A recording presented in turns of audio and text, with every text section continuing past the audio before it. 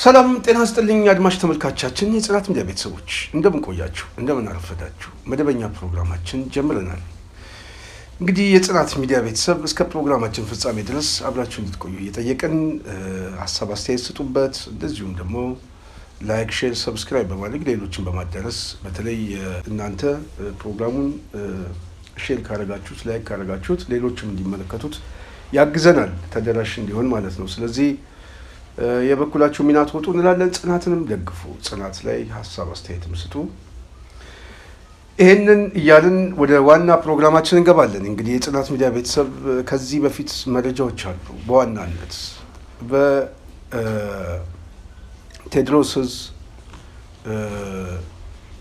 ጎጃም ስናን አባጅሜ አካባቢ በትላንትናው ዕለት ከባድ ድል አስመዝግበዋል።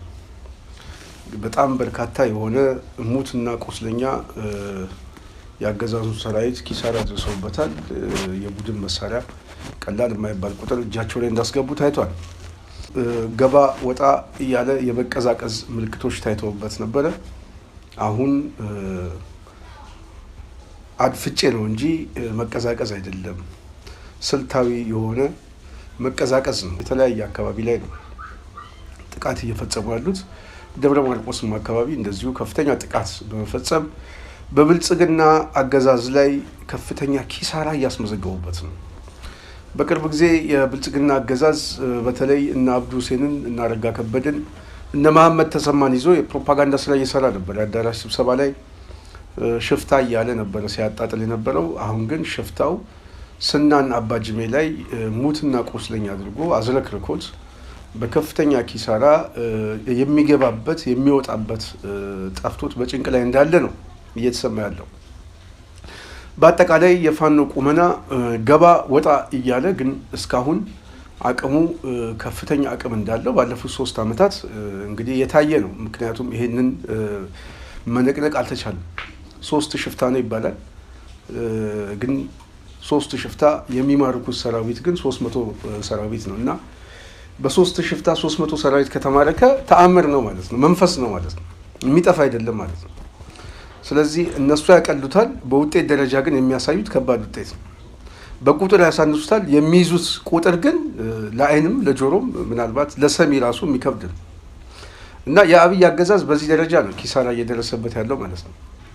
እየሞተ ሞቱን ይቀንሰዋል፣ እየተማረከ የተማረከውን እንኳን ይቀንሰዋል እና ሰራዊቱን ገብቶ ቢሞትም ቢማረክም ግድ የሌለው ህፃናትን እየሰበሰበ በየውጊያው እያሰለፈ ሙትና ምርኮኛ ከማድረግ ውጪ እስካሁን ጠብ ያለ ነገር ይዞ ያልመጣ ውጤቱንም መቀየር አልቻለም። በጣም የሚገርመው ብአዴን ሰሞኑን መግለጫ ወጥቷል እና በመግለጫው ላይ መንግስት ለመምሰል የሚፍጨረጨርበት ነገር አለ። እኔ የብአዴን መግለጫ ነው ብዬ አላስብም። ምክንያቱም እኔ ብአዴን ሞተ በቃ ተቀብሯል ብዬ የአበባ ጉንጉን ካስቀመጥኩኝ ቆይቻለሁ። 3 ዓመቴ ነው። እንተና ያለ ነው ማነው ስሙ የለቀቀው ሰውዬ መከላከያ ይግባ ያለው ዶክተሩ ማነው ስሙ፣ እሱ የመጨረሻ አንድ ስለ ሰላም የሰጠው መግለጫ አለ። የብአዴን መግለጫ የመጨረሻው እሱ። ከዛ በኋላ ያለው ብአዴን በድኑ ነው። ብአዴን ሳይሆን በድን ነው መንፈሱ። ያረጋ ላይ ያለው መንፈስ ነው እንጂ ተቋሙ አይደለም። ተቋሙ ተቀብሯል፣ ሞቷል፣ አልቋል። የሚቀረው አሁን መንፈሱን ማላቀቅ ነው። አሁን ከህዝቡ ላይ ይሄንን መንፈስ ማላቀቅ እና ይሄ ደግሞ አሁንም በመግለጫው የመንግስት ቁመና እንዳለው አድርጎ ለማሳየት የሚሞክረዋል። በጣም እኮ የሚገርም ነው። 10-15 ቀበሌ ይዞ እኮ መንግስት ነኝ የሚል እኮ እና ይሄ የብአዴን መንፈስ አሁን ያልታሰበ ጥቃት እየተፈጸመበት ነው። ይህ ፕሮግራም እየተቀረጸ ባለበት ዳጋ እስጢፋኖስም ከባድ ውጊያ እንደነበር እየተሰማ ነው። በተለይ እዛ አካባቢ ኮማንዶዎችን አጅበው ለመምጣት እና ያው አብይ አህመድ እንደተለመደው በየቅርሱ እየገባ ይሄንን የዘረፋ ስርቆቱን ይዞታል። እንግዲህ እዛ አካባቢ ምን ፈልገው እንደመጡ እርግጠኛ ለመሆን ባልችልም እዛ አካባቢ ላይ ግን ስፔሻል ፎርስ ኮማንዶዎችን የያዙትን በአካባቢው ሲቀሳቀሱ ድንገታዊ የደፈጣ ጥቃት አድርገው ደግሞ ቀድሞ ነው መረጃ የደረሳቸው። አሁን የሚገርመው እኮ ፋኖ መከላከያ ውስጥ መረጃ አለ፣ የተሟላ መረጃ እነማን እዚህ ቦታ ላይ እየመጡ ነው። ይሄ ነው አንዱ ትልቁ ጦርነት የሚያልቀው በነገራችን ላይ ውስጥ ስትገቡ ነው። ይሄ ነው በቃ ትልቁ ስራ ይሄ ነው። ስለዚህ አሁን ፋኖ በታችኛውም በላይኛውም ክላስ ውስጥ አለ፣ ጄኔራል ውስጥ አለ፣ እግረኛ ሰራዊት ውስጥ አለ ምናምን እና መረጃ አፈትልኮ ነው የሚወጣው። ስለዚህ ያገኙትን መረጃ ተጠቀሙ። ዳጋ እስጢፋኖስ አካባቢ እዛ ጣና ላይ ቀላል የማይባል ኮማንዶዎችን ሙትና ቁስለኛ አድርገው ወደ መጡበት እንደመለሷቸው ነው እየተሰማ ያለው። በማን በሶስት ሽፍታ ናቸው የተማረኩትም። የሞቱት ሰዎች ግን ቁጥራቸው ቀላል አይደለም። ስናን አባጀሜ ላይ ጋዜጠኛ ወግደረስ እንደዘገበው እንኳን እኔ በአይኔ ነው የሚለው 65 ያገዛዙ ሰራዊት ቆጠር ያለዋል። የወደቁትን ብቻ የተያዙትን ትተን እና ይሄ የተመታው በሶስት ሰው ነው እንግዲህ አስቡ ማለት ነው። እና ፋኖ ምን አይነት ጥንካሬ እንዳለው የሚያሳይ በሶስት ሰው የአማራ ህዝብ በሶስት ሽፍታ የአማራ ህዝብ ያገዛዙን ሰራዊት ገጥሞ አንኮታክቶ ባዶ ያስቀረበት እኔ በዓለም ታሪክ የመጀመሪያ ይመስለኛል። ኦህዴድ ራሱ ይህንን ታሪክ ምን ብሎ እንደሚጠቅሱ አላውቅም። በእነሱ ቋንቋ እንምጣ ብለን ነው። ሶስት ሽፍታዎች ናቸው። ስለዚህ በጣም የሚገርም ድል ነው። ስለዚህ ጎጃም አካባቢ በተለይ ቴዎድሮስ ዕዝ እንደ አዲስ አሁን ገለባውን ከላዩ ላይ አንስቶ አዳዲስ ኦፕሬሽን እየጀመረ ይመስላል። ይህ ከፍተኛ መነቃቃት ነው። በተለይ የተለያዩ አካባቢ ላይ እንደዚህ አይነት ጥቃቶች በአገዛዙ ላይ እያደረሱ ነው።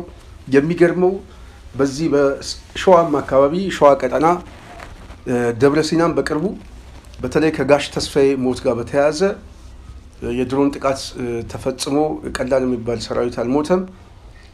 በዚህ ምክንያት ይሄንን ደም እንመልሳለን ብለው ደብረ ሲናን ገብተው ነው ፋኖች የወጡት።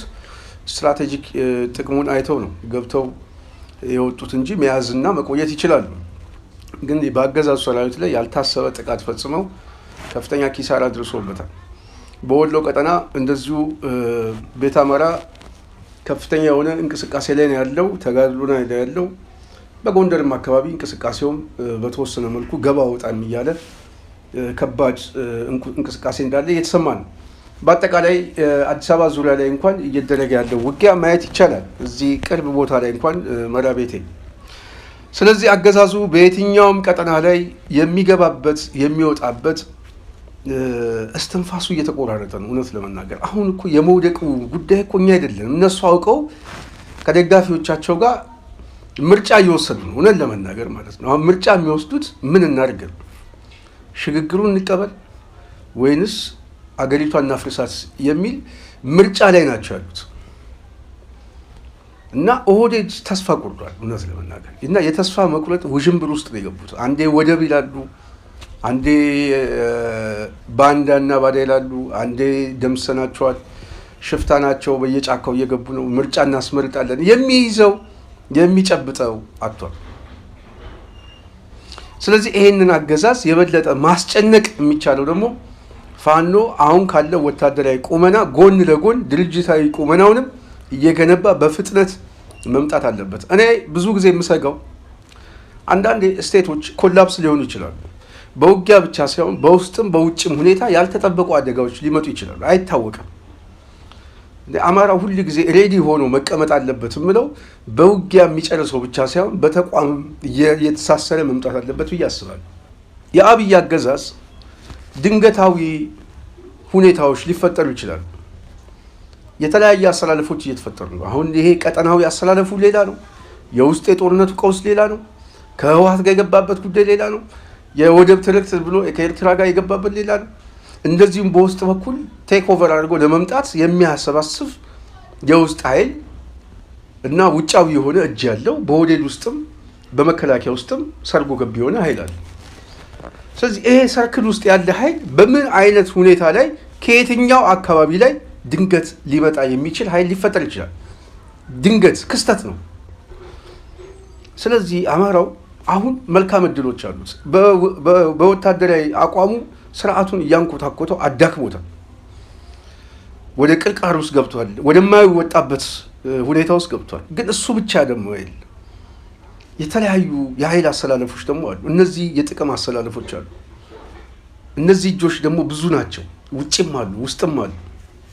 መልኮቹ እየተቀያየሩ ስለዚህ ጎን ለጎን አቅሙን እየሰበሰበ በድርጅት እየተጠናከረ ወታደራዊ እንቅስቃሴውንም ድርጅታዊ እንቅስቃሴውንም ሁለቱንም አሊያንስ እያደረገ መምጣት በጣም ወሳኝ ነው ብዬ አስባለሁ። አሁን ከዚህ በኋላ ያለነው ታህሳስ ላይ ነው።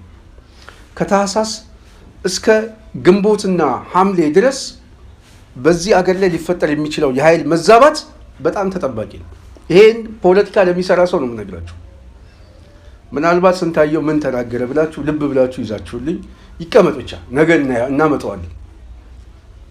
ከዚህ ከታህሳስ ወር እስከ ሐምሌ ድረስ ባለው ጊዜ ውስጥ በኢትዮጵያ ፖለቲካ ላይ ያልተጠበቁ ሽፍቶች ይፈጠራሉ፣ ያልተጠበቁ ክስተቶች ይፈጠራሉ። ይሄ ክስተት ጦርነትንም፣ ውጫዊ ኃይልም፣ ውስጣዊ ኃይልም እንደዚሁም አሁን ያለው የፋኖ እንቅስቃሴም ባልታሰበ ሁኔታ ላይ የሚፈጠር የኃይል አሰላለፋል ከቀጠናው ጀምሮ። ስለዚህ ባለፉት 1 ዓመታት የመጣችሁበትን ከገመገማችሁ አሁን ያለው 2018 ግን የብዙ ችግሮች የብዙ ድምር ውጤቶች በብልጽግና አገዛዝ ላይ ከፍተኛ የሆነ ፖለቲካዊም ወታደራዊም እንደዚሁም ደግሞ የኃይል አሰላለፍ የጂኦፖለቲክስ ላይ ያልታሰቡ መዘዞችና ኪሳራዎች የሚመጡበት ዓመት እንደሆነ መገምገም ይቻላል። ይህንን በስፋት መተንተን ይቻላል። እኛ ሚዲያ ላይ ባለችን ሰዓት ላይ አጭር ሀሳባችን ነው የምናቀርበው እንጂ በስፋት እንመጣበታለን። ስለዚህ ይሄንን ከሳላችሁ ፋኖች የድርጅት አቋማችሁን በጣም ወሳኝ ነው። በጣም ጊዜ የላችሁም። እኔ እመኑኝ፣ እኛ ይሄንን የምናስጨንቃችሁ ወደን አይደለም፣ ፖለቲካው ስለሚገባል። ይሄ የሚገባን ፖለቲካ ደግሞ እናንተም ስለሚገባችሁ ነው ብዬ አስባለሁ። ስለዚህ ጎን ለጎን ይሄንን መፍጠር አለባችሁ። ወታደራዊ አቅማችሁ አስደማሚ ነው። ይሄንን ግን በፍጥነት ደግሞ ድርጅት እየፈጠራችሁ መምጣት እንዳለባችሁ ይሰማናል። ይሄንን ካልኩኝ የጽናት ሚዲያ ጌታቸው ረዳ የተናገረው ትንሽ ሀሳብ ልስጥበት። ሰሞኑን በዚህ ጉዳይ ላይ ሀሳብ ልሰጥ ፈልጌ ነበር። ያው በተለያየ ፕሮግራም ላይ አልተመቸኝም። ሰሞኑን የተናገረው የጌታቸው ንግግር በተለይ ከህወሓት ጋር በተያያዘ በጣም ብዙ ነገሮች ተናግሯል። በስብሰናል፣ ጠንብተናል፣ ምን ብለናል። ግምገማ ይገመገማል፣ ግን ሰው የሚሸት ግምገማ አይደለም። ጌታቸው ብዙ ሰው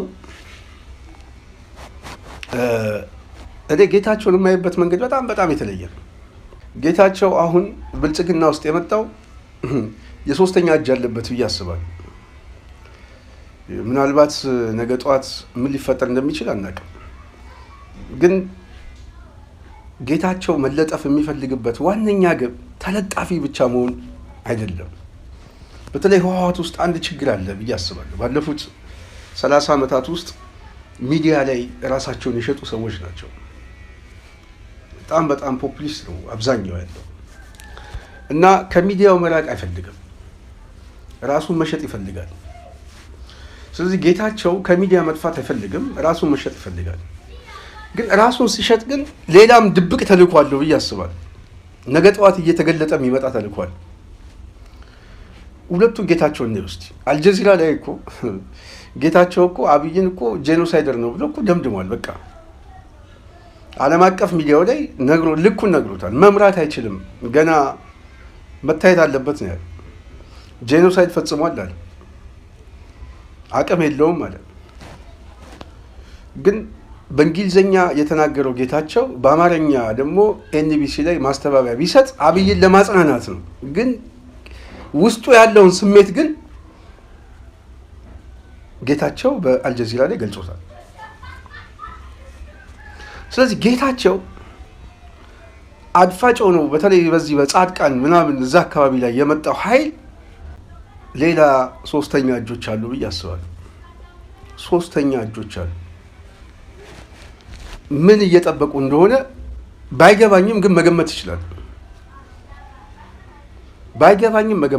ለዚህ ነው አሁን አብይ አህመድ እነዚህ ሰዎች ሊበሉኝ ነው እንዴ ብሎ የደነገጠው። ለዚህ ይመስለኛል ጌታቸው ጠይቆት ሊያናግረው ሁሉ ማናገር እንዳልፈለገ ነው እየተሰማ ያለው። ስለዚህ የሁኔታ ትንተና ከሰራን ጌታቸው የሚናገረውን ንግግር ላይ በተወሰነ መልኩ ትንሽ ኮት እያደረኩኝ ላምጣው። ከዚህ በፊት የተናገረውን እስቲ እንስማው። እስቲ ምን ነበረ ሲል የነበረው እሳትና ጭድ የሆኑ ኃይሎች እንዴት ተገናኙ ምናምን የሚል ፕሮፓጋንዳ የሚናገር ሰው አሁን ደግሞ ሞከርኩ ተሸነፍኩኝ ከተሸነፍኩ ምናምን ብሎ የሚናገራትን ነገር የጌታቸው ተገለባባጭነት ከጥቅሙ የተሰላ ነው። ግን እንደ መፈክር እነዚህ ሰዎች ደፍረው የሚወጡበት ሁኔታ መፈጠር አልነበረበትም። እንደ መፈክር እነዚህ መልእክቶች በአደባባይ የሚወጡበት ሁኔታ መኖር አልነበረበትም። ቢኮዝ እንዴት ነው ሁለቱ አንድ ቦታ ተጨማሪ ቤንዚን ሳያስፈልግ ለከባድ ቃጠሎ ምክንያት ሊሆን የሚችሉ እሳትና ጭድ የሆኑ አስተሳሰቦች አንድ መድረክ ላይ በ60 ሰዎችም በ6,000 ሰዎችም ይቀንቀኑ አደባባይ ላይ ወጥቶ መታየታቸው አሁን ዞሮ የሥርዓቱ በሚፈለገው ደረጃ እነኚህን ነገሮች መዋጋት አለመቻሉን የሚያሳይ ነው። ይሄን ስል እንዳልኩት አብዛኛው ሕዝብ ዘንድ በሚሊዮኖች በሚቆጠረው ኢትዮጵያዊ ዘንድ ራስን በራስ የማስተዳደር መብት ጉዳይ ለቁማር የሚተዋል ነው። ለቁማር ስላልተተወም ጭምር ነው የነኚህ መፈክሮች በየጊዜው አቅጣጫቸውን የቀያየሩ አሁን ወደ ለየለት የግዛት አንድነት መፈክር ያደጉበት ሁኔታ ታያለ። እገሌ የሚባል ግዛት የኔ ነው እገሌ የሚባል ለኛ ነበር ሰው ግዙፍ ሰውም ልምታ ካለ ጭቅጭቅ ውስጥ ገባለሁ ቀስስ ብልት ካገኘው ምናምን ላል ግን አንዳንዴ ደግሞ ማሰብ አለበት። የመጀመሪያ ዙር ትሞክርና ከቀጠቀጠ ትሞክራለህ ይሁን ሰዓት ላይ ገላጋይ ቢመጣ ጥሩ ነው። እስቲል ይወደክ እየተነሳ አሁንም ካልጣልኩት ምትል ከሆነ ዘን ዩሮን አምሮ የለም በአቱ ዘ ኤክስፔንስ ስንሰውን ምናስጨርሰው ስለተስማማህ ብቻ እኮ አይደለም ወደ ሰላም የምትመጣው። አንድ ሐሳብ ስላልህ ብቻ ነው ሰላሙ ያዋጣል ብለህ ስለማንከ ግን ሰላሟን የምትመርጣት ሌላ ዝግጅት ከሆነ አሁንም የሆነ ስብስብ ፈልገህ አዲስ አበባ ለመመለስ ከሆነ እንደዛ ነው የሚሉት። አሁን አዲስ አበባ በአውሮፕላን መምጣት ይቻላል። ችግር የሚዲያ ፖፑሊስት ነው። ሚዲያ ላይ ራሱን መሸጥ የሚፈልግ ሰው ነው። ዓላማውን መሸጥ ብቻ ግን ሳይሆን ጥገኛ የሆኑ አስተሳሰቦች አሉት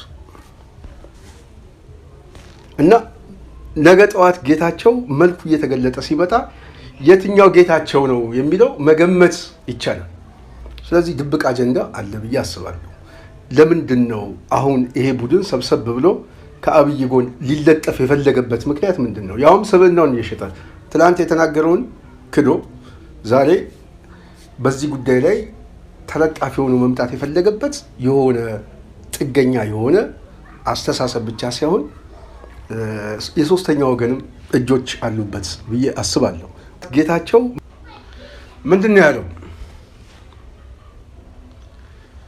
ጥሩ ሰው ሲገኝ ወደ አዲስ አበባ ይላካል። ህወሓታውን በተወሰነ መልኩ የአመራር ችግር ገጥሞታል። አንዳንድ ሰዎች እንደሚናገሩት ከጠላ ቤት ወሬ አያንስም ብሎ ስም ባይጠራም ግን በተወሰነ መልኩ ሊናገር የፈለገው ማን እንደሆነ ግልጽ ነው። ስለዚህ ጌታቸው ይህንን ሲናገር ህወሓት ውስጥ የተፈጠረ የሊደርሺፕ ክራይሲስ አለ። ይሄ የሊደርሺፕ ክራይሲስ በዋናነት ከአቅም ማነስ የመጣ ፖለቲካውን አርቆ ከማሰብ የመጣ ተቸካይ ሆኖ ከመቆም የመጣ እንደሆነ ይናገራል። በተለይ ጥሩ ሰው ሲገኝ ወደ አዲስ አበባ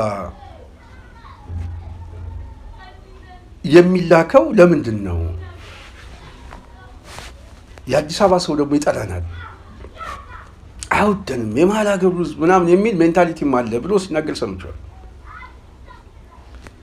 አዲስ አበባ ሰው በዛ ደረጃ ለምንድን ነው የተገመተው? ለምንድን ነው የተገመገመው ብዬ ሳስብ በተለየ ደረጃ የተለየ ግምታዊ ትንተና አያስፈልገውም። ይሄንን በደንብ ለሚያውቅ ሰው የመሀል ሀገር ህዝብ ፖለቲካሊ ተገላይ ስለሆነ የፖለቲካ መገለል ብቻ ሳይሆን የፖለቲካ ባይተዋርም እንዲሆን ተደርጓል። የፖለቲካ ባይተዋር የተደረገው የመሀል ሀገር ህዝብ ማመልል የሚፈልጉት በምንድን ነው? የመሀል ሀገሩን የልማት እንቅስቃሴ በማጉላት በማሳየት ነበር።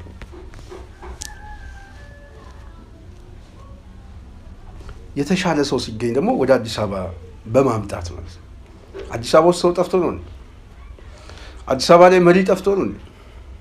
አይደለም። ግን የአዲስ አበባ የመሀል ሀገር ፖለቲካው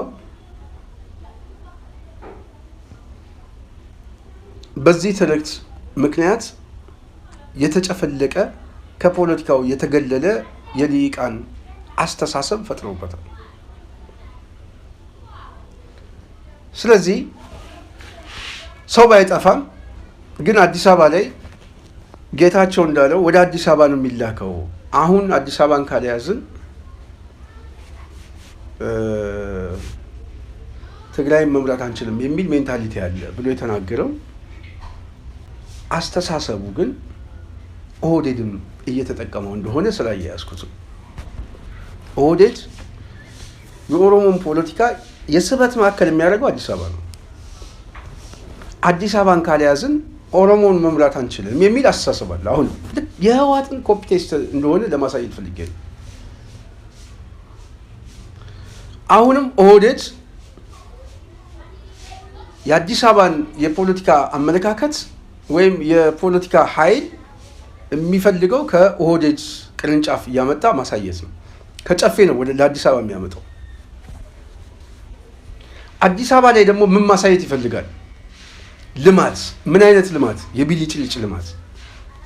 አምፖል በመትከል ሳር በመትከል ጎጆ ቤት ምናምን የሳር ቤት በመትከል ግን ዋናው አላማው ግን የከተማውን ህዝብ በማስወጣት ልሂቃኑን በመግፋት ፖለቲካሊ በማግለል የመሀል ሀገሩን ፖለቲካ በኦህዴድ የስበት ማዕከል በኦህዴድ የፖለቲካ ቅርጽ ማሳየት ይፈልጋል። ህወሓትም ይሄን ተጠቅሞታል። ኦህዴድም ያንን ኮፒ ያደርጋል። በዚህ አያያዛቸው ላይ የከተማውን ህዝብ ማማለል የሚፈልጉት በምንድን ነው? የከተማውን ህዝብ ማማለል የሚፈልገው ልማታዊ መንግስት ነን በሚል በአንጻራዊነት በተለይ ከምርጫ 97 በኋላ ያው ኢህአዴግም በከፍተኛ ደረጃ ሽንፈት ከደረሰበት በኋላ ዋነኛ በተለይ ከተማ ላይ ያለ ቤዛቸው ይሄ ኤትኒክ ፌዴራሊዝሙ እንደማያዋጣ ድምዳሜ ላይ ሲደርሱ በተለይ ልማታዊ የሆነ መንግስት ተኮር ፖሊሲ ነው የተከተሉት። ክልል ላይ ያለውን ልማት በሙሉ በማጠፍ አዲስ አበባ ላይ በተለየ መልኩ በመሰረተ ልማት ግንባታ በምናምን በጣም ሄዶበታል። እዛ ላይ ምንም መከራከር አያስፈልገው። አብይም አልሰራውም፣ የነሱ ነው ያለው። ግን ማሳየት የተፈለገው ግን በዚህ የልማታዊ እንቅስቃሴ አብዛኛውን ደግሞ ድሃውን ተኮር ከኑሮ ውድነት ጋር ከምን ጋር ከፍተኛ የሆነ የኑሮ ውድነት ግሽፈቱንም በመጨመር ሊፈጥርበት የሚችለው ክራይሲስ የመንግስት ጥገኛ ሆኖ በሴፍቲ ኔት የሚታገስ እንዲሆን ነው። ስለዚህ ተወደደም ተጠላም የመንግስት ደጋፊ ከመንግስቱ ጋር የተቆራኘ ማንነት ሆኖ ምርጫ ሊያሳጡት ስለፈለጉ ነው። አዲስ አበባ ላይ በዛ ደረጃ በተለይ ከ97 ጀምሮ ከ97 ወደዚህ የፖሊሲ አቅጣጫ አድርገው ሲሰሩበት የነበሩ ብልጽግና የልማት ፖሊሲ የኮሪደር ልማት የምን ልማት የዚህ የአረንጓዴ ልማት የችግኝ ልማት ምናምን ይሉታል። ከዛ ጋር የተቆራኘ የሴፍቲ ኔት ተጠቃሚ በማድረግ የብልጽግና ደጋፊ ማድረግ ነው እና የፖሊሲ መመጋገብ ራሱ አለ። በአዲስ አበባ ጉዳይ የአቅጣጫ መመጋገብ አለ። ልክ ህወሓት ሲጠቀምበት የነበረው ፖሊሲ ብልጽግና ኮፒ ፔስት አድርጎ የሚጠቀሙ ህወሓት ጌታቸው እንዳለ አዳዲስ ፊት ሲገኝ ከትግራይ አምጥተን አዲስ አበባ ላይ ነው የምናስቀምጠው እንዳለ ኦህዴድ አዳዲስ ፊት ሲመጣ ከጨፌ አንስቶ አዲስ አበባ ላይ ነው ማምጣት የሚፈልገው። ኦሮሚያን በአዲስ አበባ አስተዳደር ማሳየት ይፈልጋል። አዳነችን ከኦሮሚያ ሲያመጣ በአዳነች ኦሮሚያን ማሳየት ይፈልጋል። ልክ በተመሳሳይ ህወሓትም ትግራይ ላይ ሰው በሚያመጣው ጌታቸውን ሲያመጣ ትግራይን ማሳየት ይፈልጋል እና የአዲስ አበባን የፖለቲካ ማዕከል የገዢው የፖለቲካ የስበት ኃይል አድርጎ ማሳየት ስለሚፈልግ ነው። ዋነኛ የጨዋታው ጆከር አዲስ አበባ ነው ያለው ማለት ነው። ስለዚህ የአዲስ አበባን ፖለቲካ የያዘ ሁሉ የፖለቲካውን የበላይነት ያዘ ማለት ነው ለሚለው መከራከሪያ ተጨባጭ የሆነ ማስረጃ ነው። ትክክለኛም ትንተና ነው እና ጌታቸው በተለይ ከአዲስ አበባ ጋር በተያዘ በተናገረው ጉዳይ ላይ እኔ ትንሽ ስለገረመኝ ነው። አዲስ አበባን ካልያዝን ትግራይን መምራት አንችልም የሚል ሜንታሊቲ አለ እንደሚባለው እና አብይም በተመሳሳይ አዲስ አበባን ካልያዝን ኦሮሚያን መምራት አንችልም የሚለው ማለት ነው። ስለዚህ የአዲስ አበባ ፖለቲካ ዋነኛ የጨዋታ ማዕከል ነው። ይህንን ሀሳብ ያመጣሁት ምንድነው የአማራ ኃይሎችም የአዲስ አበባን የፖለቲካ እንቅስቃሴ የስበት ማዕከል ማድረግ አለባቸው ለማለት ብዬ ነው ሀሳቡን እየሰበሰብኩልኝ። አዲስ አበባ ላይ የምናደርገው ማዕከላዊ እንቅስቃሴው ነው ጉልበት የሚኖሩ። ስለዚህ የፕሮፓጋንዳ ማዕከል አዲስ አበባን ማድረግ አለባችሁ። ቅርብ ጊዜ እዚህ ሰሜን ሸዋ አካባቢ የአዲስ አበባ በረራ ምናምን ክፍለ ጦር ተመስርቶ ሰምቻለሁ።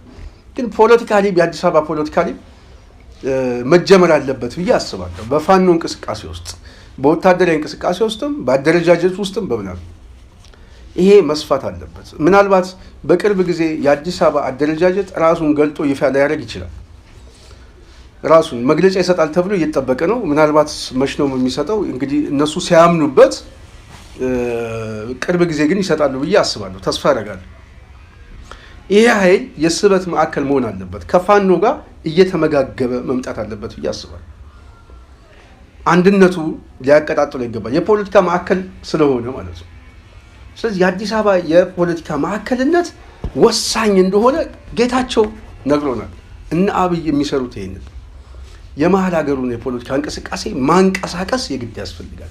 ስለዚህ የአማራ ኃይሎችም ይህንን አይነት የፖለቲካ ሜንታሊቲ ሊኖራችሁ ይገባል ብዬ አስባለሁ። ምክንያቱም የመሀል ሀገሩ ፖለቲካ ከፍተኛ ፍዘት ውስጥና መደንዘዝ ውስጥ የገባው የፖለቲካ የስበት ማዕከል ስለሆነ ነው። አልተንቀሳቀሰም፣ የፕሮፓጋንዳ ስራ ተሰራበት እና ይሄንን በጣም በስፋት መስራት አለብን የሚል ምናልባት ከጌታቸው ንግግር ጋር ይሄንን የእነ አብይ የትኩረት ፖሊሲ መመጋገቡን በተወሰነ መልኩ ማሳየት የፈለግኩት የአዲስ አበባን የፖለቲካ እንቅስቃሴ እንዴት እየተጠቀሙበት እንደሆነ በተወሰነ መልኩ ላስረዳችሁ ብዬ ነው።